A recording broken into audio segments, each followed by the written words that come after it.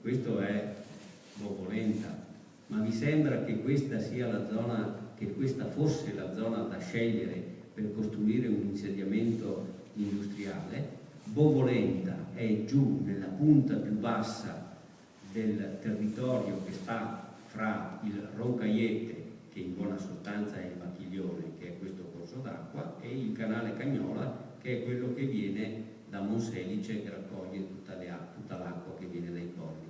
Io credo che dappertutto potevamo insediarci, tranne che là, e infatti nel 2010 lì ci sono stati 2,50 metri d'acqua. Questa è Vicenza, un'altra città che è nell'occhio del ciclone, no? Anche in questi giorni. Guardate, questa è l'area industriale di Sant'Agostino e questo è un fiume affluente del Bacchiglione. Il Bacchiglione è questo, corso d'acqua. Questo è un fiume affluente di destra del Bacchiglione che si chiama Retrone. Si chiama Retrone perché l'acqua rigurgitata dal Bacchiglione torna indietro.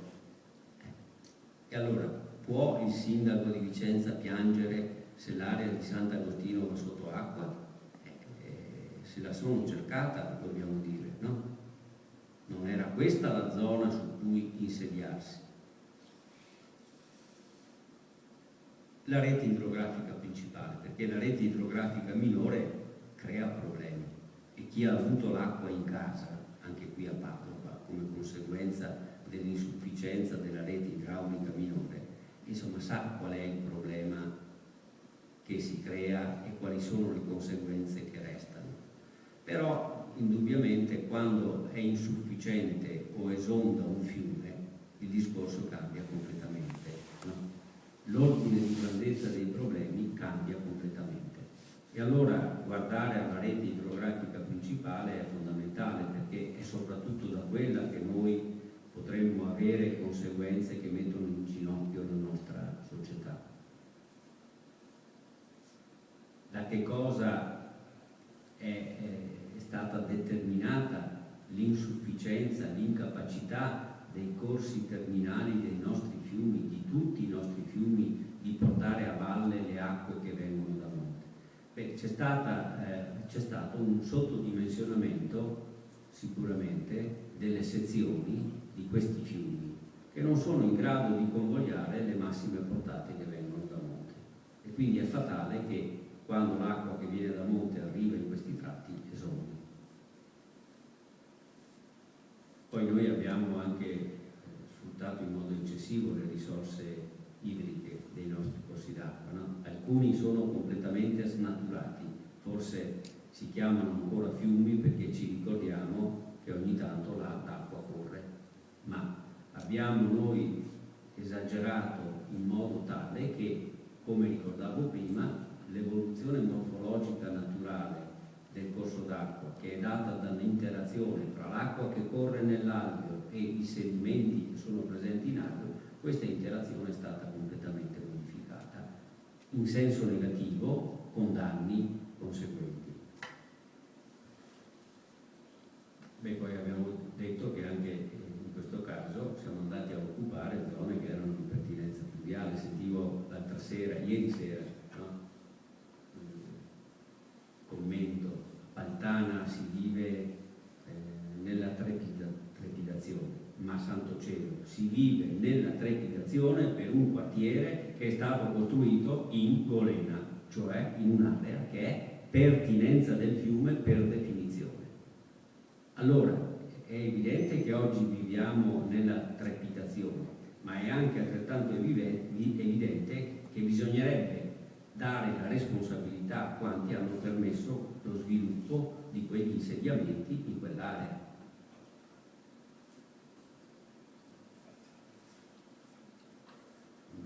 Parlavo anche prima della questione delle vie di comunicazione. Un esempio per tutti: abbiamo fatto il passante, che evidentemente chi viaggiava tra Padova e Venezia sa quali fossero i problemi e quanto necessario magari quest'opera fosse, no? Ma come l'abbiamo fatta? L'abbiamo fatta, hanno tagliato il nastro 2 volte, mi pare, una volta per finta, una volta effettivamente perché doveva essere tagliato, e avevano neanche messo giù la forbice che è venuta una pioggia un po' più forte del solito e tutti i sottopassi allagati. È questa l'attenzione che noi diamo al problema idraulico? È concepibile che una strada così importante, che una via così importante sia soggetta a queste condizioni, quando noi su quella via dovremmo poter far viaggiare tutti i mezzi di soccorso verso un territorio piuttosto che verso un altro? Però passano indenni. Quello è il frutto di un famoso project financing, no? Che sembra essere la scoperta di questa nostra società, e invece dobbiamo dirla con molta crudezza. Quello è la scoperta di un affare per pochi intimi, perché la remunerazione che questi signori traggono da quel tipo di investimento va anche oltre il 10-11%, che oggi come oggi credo sia un rendimento, no? Che voi sicuramente non riceverete dalla vostra banca. Però sui grandi fiumi la colpa è anche nostra, ma risale a tempi molto lontani, soprattutto per chi vive nel Padovano. Diciamo che il territorio padovano è vittima di quanto la Repubblica di Venezia fece per difendere la sua laguna.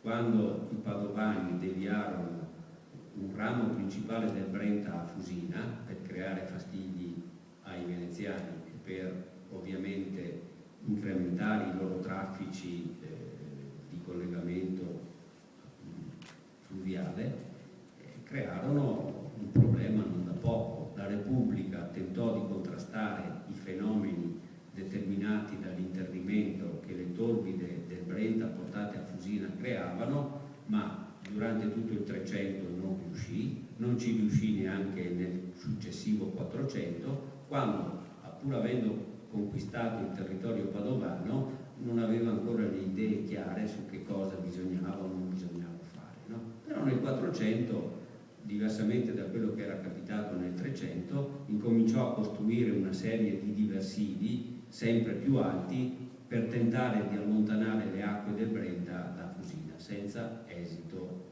importante, finché giunse nel 1507 alla decisione di allontanare le acque del Brenta da Fusina, di inalvearle lungo un tracciato nuovo, portandole a conche ed unendole a conche a quelle del Bacchiglione.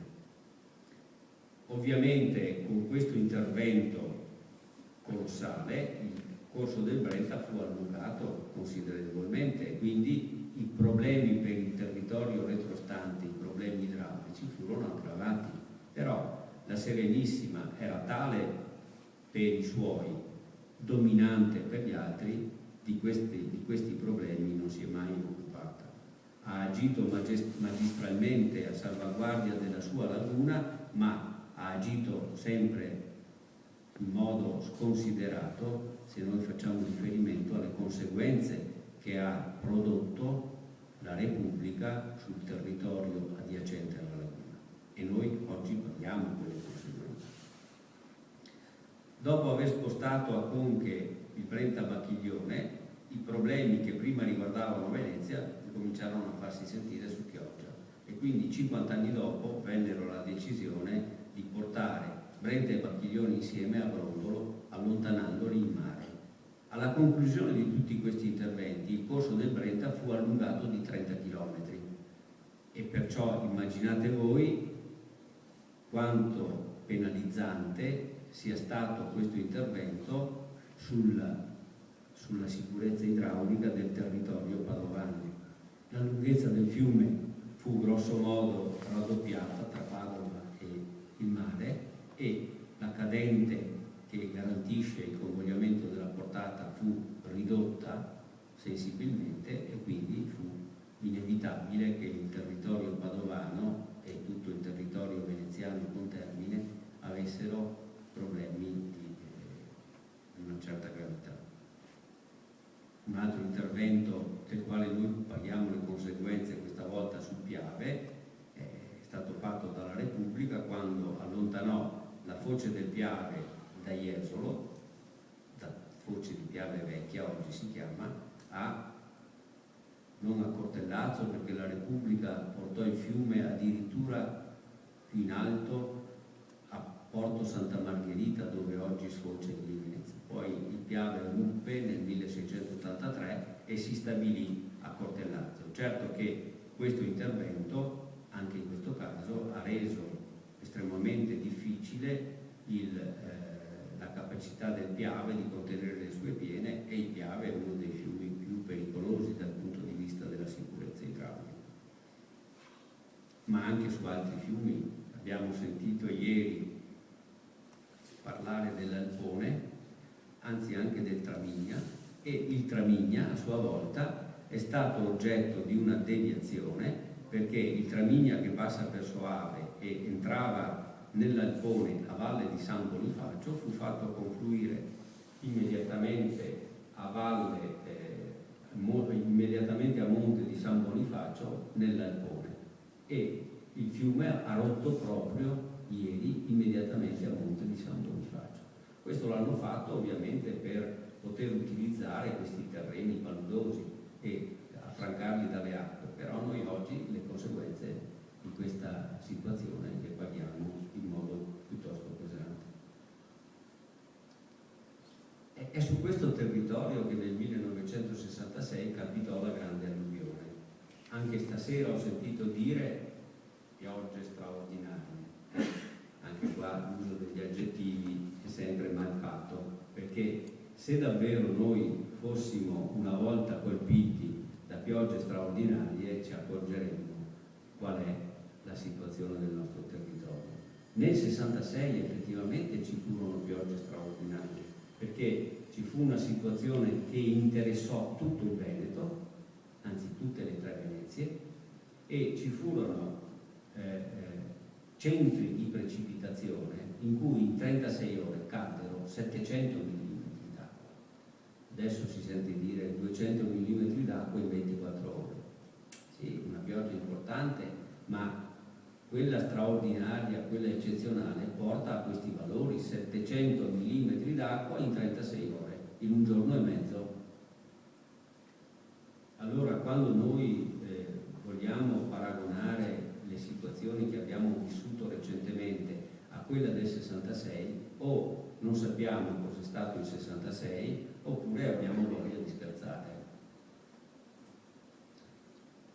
Perché è stata eccezionale poi la pioggia del 66? Non solo per la quantità che è caduta, ma anche perché le intensità della precipitazione sono state davvero straordinarie.